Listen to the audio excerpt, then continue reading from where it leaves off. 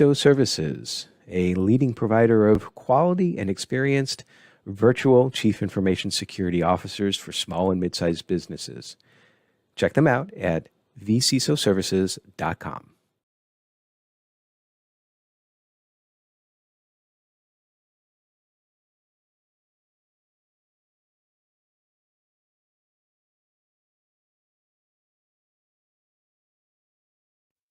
There we go. Let's try this again. Hi, I'm Greg Schaefer, and welcome to the Virtual CISO Moment Cyber Quick Strike for Monday, March 20th, 2022. A little bit of an audio problem there to start off the day. It's March Madness time, in addition to Microphone Madness time. Who had Purdue going to the Final Four? I got to admit I did, but oh well. But anyway, today's first story is basketball related, but not NCAA.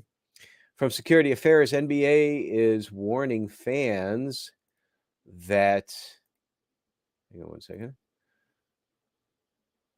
there's a followers of a data breach that after a third-party company providing a newsletter service was breached. Okay, I think I got everything all straight here. The NBA launched an investigation into the security breach with the support of external cybersecurity experts to determine the extent of the incident. They pointed out that its systems were not impacted, according to the data breach notification sent to the fans. The incident affected an unknown number of individuals. According to the association, an unauthorized third party accessed and created copies of the names and email addresses of some of its fans.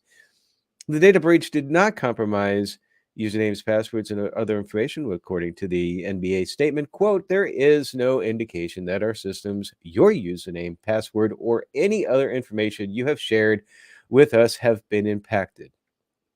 Of course. Believing Computer reports that the new Hinatabot botnet could launch a massive 3.3 terabits per second, or yeah, I guess that's what that is, DDoS attacks. That sounds pretty large. Anyway, new malware botnet was discovered targeting Realtek SDK, Huawei routers, and Hadoop Yarn servers to recruit devices into a DDoS swarm with the potential for massive attacks. Now, this new botnet was discovered by researchers at Akamai at the start of the year who caught it on their HTTP and SSH honeypots. We've seen exploiting old flaws such as CVE 2014, that's old, 8361, and CVE 2017 17215. Now, Akamai comments that Hinatabot's operators initially distributed Mirai binaries, while Hinatabot first appeared in mid-January 2023. It seems based on Mirai and is a Go-based variant of the notorious strain. After capturing multiple samples from active campaigns as recently as March 2023, Akamai's researchers deduced that the malware is under active development, featuring functional improvements and anti-analysis additions. Anyway, this malware is distributed by brute forcing SSH endpoints or using infection scripts and RCE payloads for known vulnerabilities. After infecting devices, the malware will quietly run, waiting for commands to execute from the command and control server. Hinatabot is still in development and might implement more exploits and widen its targeting scope anytime. Furthermore, the fact that this development is so active increases the likelihood that we will see more potent versions circulating in the wild soon. Following up from the Fortinet zero-day flaw that we've previously discussed on this podcast, the Hacker News reports Chinese hackers have exploited Fortinet zero-day flaw for cyber espionage attack. Now, details are that the zero-day exploitation of a now-patched medium-severity security flaw in the Fortinet FortiOS operating system, that's a little redundant there since OS is acronym for operating system, has been linked to a suspected Chinese hacking group. Now, threat intel firm Mandiant, which made the attribution, said the activity cluster is part of a broader campaign designed to deploy backdoors onto Fortinet and VMware solutions and maintain persistent access to victim environments. The Google-owned threat intelligence and incident response firm is tracking the malicious operation under its uncharacterized moniker UNC 3886, a China Nexus threat actor. Quote, UNC 3886 is an advanced cyber espionage group with unique capabilities in how they operate on network as well as the tools they utilize in their campaigns. Indian researchers said this in a technical analysis statement. Now, this recent disclosure from Mandiant comes as Fortinet revealed that the government entities and large organizations were victimized by an unidentified threat actor by leveraging a zero-day bug in Fortinet's FortiOS software to result in data loss and OS and file corruption. And this vulnerability that we've talked about before tracked a CVE 2022-41328 with a CVSS of 6.5, concerns a path traversal bug in FortiOS that could lead to arbitrary code execution. Now, this was patched, as we've said, by Fortinet of March 7th, 2023. So 2 weeks ago. 18 zero-day flaws impacting Samsung Android handsets, wearables, and telematics. This according to SC Media. Over a dozen zero-day bugs rooted in Samsung's Exynos chipsets and used in a bevy of devices ranging from Android headsets, handsets, wearables, and in-car infotainment systems are vulnerable to attack, according to Google's Project Zero. Researchers warn 18 zero-day vulnerabilities, each with a CVSS severity rating of high, could allow a range of attacks, the most severe allowing adversaries to remotely compromise a phone in the baseband level with no user interaction. The only prerequisite for this attack is knowing the target's phone number. Now, this class of flaws are baseband remote code execution vulnerabilities are impacting Samsung's Exynos chips. They are tied to the use of Wi-Fi calling and voice over LTE or VoL LTE within the Android operating system. Google research team writes specifically that the four most severe of these 18 vulnerabilities allowed for internet to baseband remote code execution. And just as a little bit of background, baseband is a type of transition signal used by telecommunication devices such as phones, wearables, and telematics that is similar to broadband, but where broadband uses radio frequency, baseband uses bidirectional digital signaling at higher frequencies.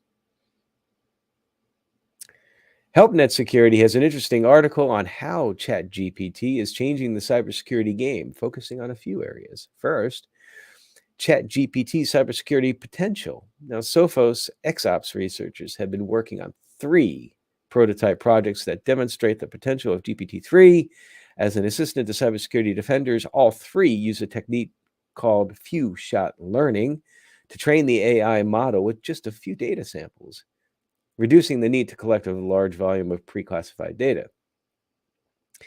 I hope that works out well. Typically speaking, the more accurate that your predictions are in any model, it's based on how much data that you actually input. You need a large sampling size. Anyway, second, GPT-3 can simplify certain labor-intensive processes. Now, Sophos tested a new spam filter using ChatGPT, and check this out. Found out that when compared to other machine learning models for spam filtering, the filter using GPT-3 was significantly more accurate. So not only is it good for writing spam and phishing emails, but it's good for detecting it. It's interesting. Finally, Sophos researchers were able to create a program to simplify the process for reverse engineering the command lines of LLL bins.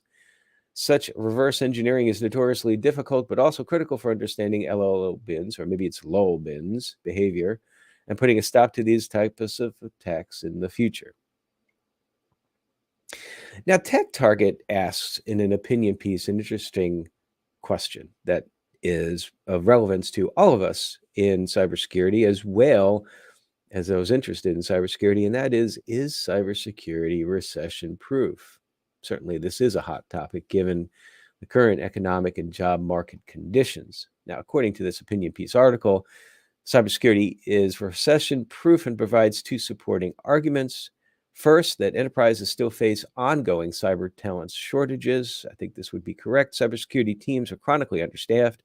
One would be hard-pressed to find a single business executive who would say that they currently employ too many security professionals. Most research suggests the situation will only worsen in the years ahead. With the cybersecurity talent gap growing faster than the workforce. And of course, meanwhile, cybercrime is unlikely to slow down during a downturn. You would think that actually it might increase. Um, some of this too, where they talk about, just one thing that I would opine on is that where it talks about one would find it hard pressed to find a single business executive who would say they currently employ too many cybersecurity professionals and that there's a shortage. Some of it comes down to prioritization of risks, and you can't address everything. So work harder, no, work smarter. Second, cybersecurity is still a growing business priority. The importance of cybersecurity issues continues to grow within the broader enterprise, and part of this is fueled with more regulatory pressure, different sectors, and so forth. The number of cyber threats and threat vectors continues to rise. Increasingly capable AI, such as ChatGPT that we just talked about, and automation will only add to the types of volumes of cyber attacks and the need for security practitioners to combat them.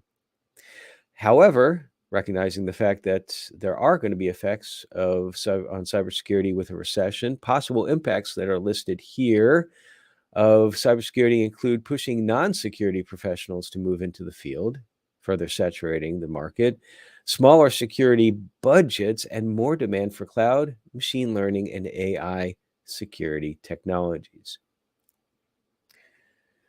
Now, finally, today's list.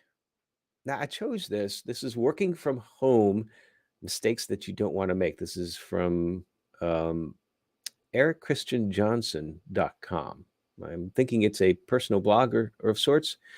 I have not looked at this, but I thought that this was going to be important because obviously, first of all, there's been a lot of talk about working from home, and given the pandemic and all of that, and certainly a lot of debates back and forth. I have opinions on that. I think working from home in some ways is taking away from the learning experience of actually working in a collaborative environment. Remember, it wasn't that long ago that the push was for open space with all people working together in a collaborative environment. So, and I think you're seeing that pendulum swinging.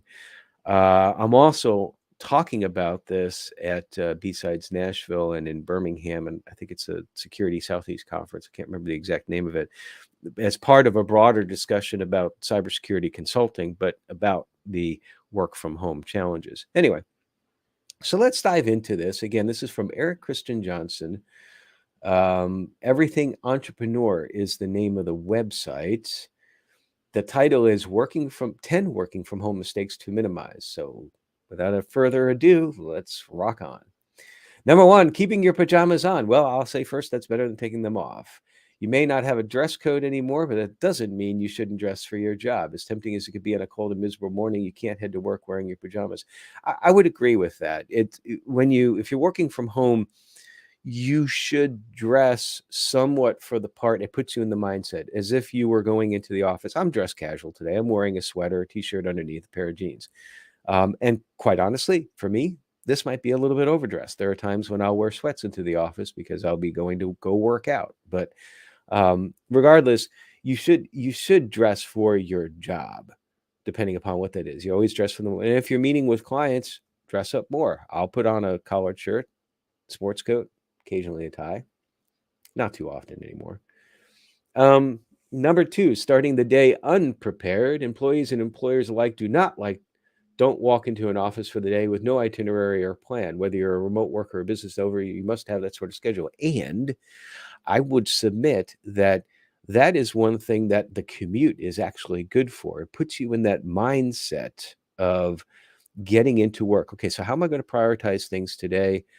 I used to love, actually, the last year or two of my commuting career to my corporate job. I took public transportation occasionally. I took the bus.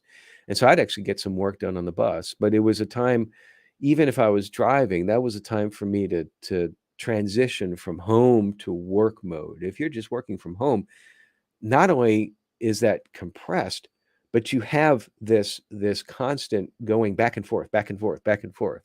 And for me, that was too distracting, which is why I'm working in office. Pretty much I'm in this office 5 or 6 days a week. Number three, lounging on the couch. So they say here working from home is much more difficult. You need a dedicated workspace is where they're going here, and obviously that's true. You need a home office. You need to have it away from distractions. You need to get yourself in that work mindset. Number 4 is taking too many breaks, and that gets into being too distracted, I think, and certainly that can happen. And in particular, I think sometimes that maybe we're a little bit, if we're running something that takes some time to complete, so some sort of like a vulnerability scan, we might be tempted to get up and just take a break, which in some ways is good. I'm a big encourager of going out and taking a short walk during the day several times in order to get the blood flowing and all of that. Number 5, ignoring signs of stress. Most employers keep an eye out for it, and if you're working by yourself, you gotta keep an eye on it yourself. I agree with this, and on the, um, interview portions of the Virtual CISO Moment every Tuesday, that's one of the questions I ask for that very reason because, our industry is very stressful, and we have, things that we need to deal with on a regular basis that can cause a lot of stress, and so you need to that you are constantly keeping up on that. Letting your inbox overflow. Well, I'm guilty of that, and I work from an office. I'm horrible with my inbox, management, and particularly since I have, like, probably a dozen email addresses, if not more. It's difficult. I don't think that that's specific to a work from home problem. But number 7 is eating way too much. Not only are you not as active, but you have more access to more food. Um, don't do it. Number 8, having no backup Wi-Fi. Oh, I wish I'd read this list beforehand because I actually have with me right now today a MiFi that I use as a backup in case that I lose my network connectivity, whether it be at home or in the office here. Actually, here in the office, I've got a variety of options because there's a our network, there's the public space network, and then there's Xfinity because we use Comcast. So, but you should have a backup plan because if all that you do is dependent upon you having that concurrent network access, then suddenly your productivity goes to a stop. Number 9 is staying in the house. You have to get out. Think about the homeschooling model, or even when you homeschool children, you do bring them out, you bring them to different places, you involve them in other events, you bring them to community gyms like the YMCA, that sort of thing. But here, one of the things that the article mentions that even a short walk around the neighborhood will allow you to get some fresh air and interact with people as well. So yeah, get out. I agree with that. Then finally, number 10, working at the weekend. Well, again, I don't know if that's a work from home thing or not. I'm guilty of that. And when I was in corporate and I had an office, it's like on the weekend, sometimes I bring home work. It's sometimes you have to dig in. If there's something new, you just have to dig in and do it, um, which can be a little bit tough sometimes. You got to make sure that you keep your priorities in check and your balance in check. Don't work too much on the weekend. If you have to do a little bit, I don't think this is specific to working from home, but you are obviously more conducive to working on the weekend from home since your home office is there. Although a lot of us, myself included, have both a physical office away from the home and a home office. And that's it for today. Tomorrow, we've got a great interview coming up with Michael Lyons. He is in addition to having a very long history as far as being a CISO and a virtual CISO in the financial services field, he is also the author of Heuristic Risk Management, a new book coming out in later this year. It talks about security from a pragmatic standpoint. I'm really looking forward to seeing that when it comes out and hope you'll join us tomorrow. And until then, stay secure.